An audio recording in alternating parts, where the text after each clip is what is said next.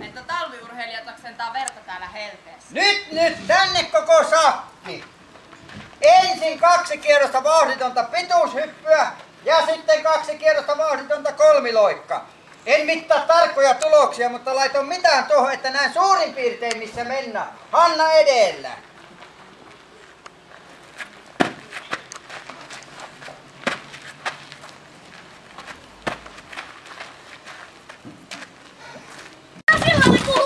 Katoahan tyttöä! Ne on täysin selvillä, ja siinä Hanna on.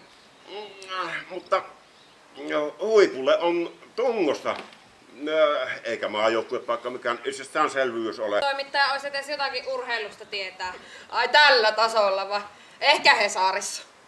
Sehän viittasi itsensä entisellä kilpaurheilijana. Onko siitä varmasti kaikki otettu irti? Fyysisesti Hanna on huippupaketti ja henkisellä tasolla ainakin omistautunut hiihdolle. Mitenkäs? Linjan samoista kiinni. Onhan se nyt helvetti, jos vuosien pohjatyö menee täysin hukkaan yhden kummallisen luonnonoikun takia. Munasolu ja se tyttö. Voin teistä itsestänne kiinni. Heippa! Välkästä harjoitusseuraa nuo tytöt.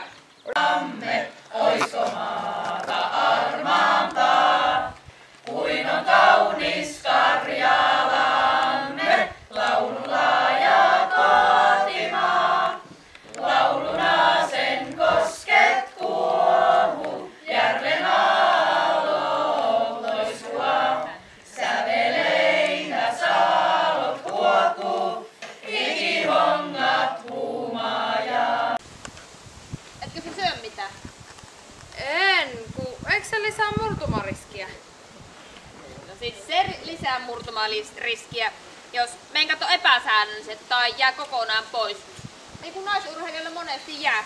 Etes ulos pääsee. Eihän nyt kesken kisojen. Kiitä tuota Liisaa. Aina meille on vieraat ollut tervetulleet. Hanna!